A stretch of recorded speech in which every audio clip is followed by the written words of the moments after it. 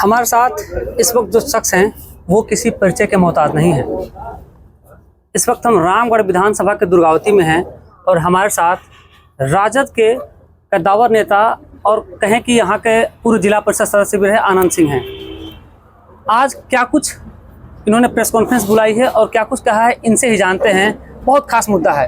क्या कुछ रहा आज, आप क्या कुछ कहने वाले हैं विशेष अपने कार्यकर्ताओं से, खासकर या फिर मैं अपने साथियों को बुलाया आज, और बुलाने के बाद मैंने एक ही चीज़ कहा कि मैं आज राष्ट्रीय जनता दल के सदस्यता से लेकर पद तक को मैं आज त्याग करता हूं और इस पार्टी को मैं छोड़ता हूं। इतने दिनों तक आपने राजद के लिए काम किया, क्या कुछ आपको लगा कि अब क्या कुछ नहीं मिल रहा है आपको जो आपको चाहिए?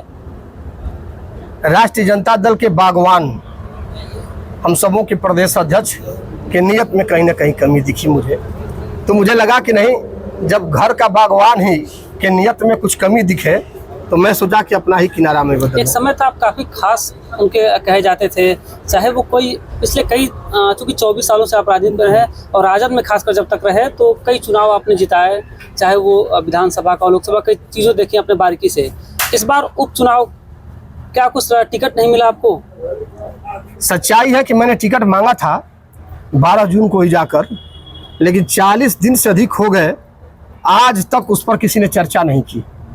तो मुझे लगा कि उनके मन में बेईमानी आ गई है और कार्यकर्ताओं के प्रति सम्मान घटा है, और जब कार्यकर्ताओं का सम्मान घटा है तो मुझे लगा कि नहीं, ये आवाज़ और एक संघर्ष बननी चाहिए। क्या लगता है इस बार उपचुनाव अगर होता है रामगढ़ में, आप लड़ेंगे उपचुनाव और कितना टक्कर देंगे अगर चुनाव लड़ते हैं तो?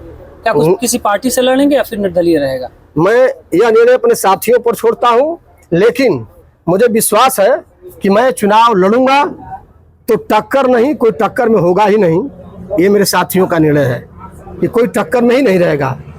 इसलिए अगर मैं चुनाव लड़ूंगा तो बढ़िया से लड़ूंगा और लोगों का समर्थन मिलेगा। खासकर रामगढ़ में लोकसभा का चुनाव हुआ, यहाँ से जो इससे पहले एमएलए थे सुधाकर सिंह, राजद के एमपी का चुनाव जीते और फिर चले गए संसद में। ऐसे में इस बार रामगढ़ विधानसभा जो वो खाली हो चुका है, लेकिन उपचुनाव की घोषणा हालांकि अभी तक नहीं हुई, लेकिन रामगढ़ में उपचुनाव की जो चर्चा है वो काफ़ी तेज हो चुकी है।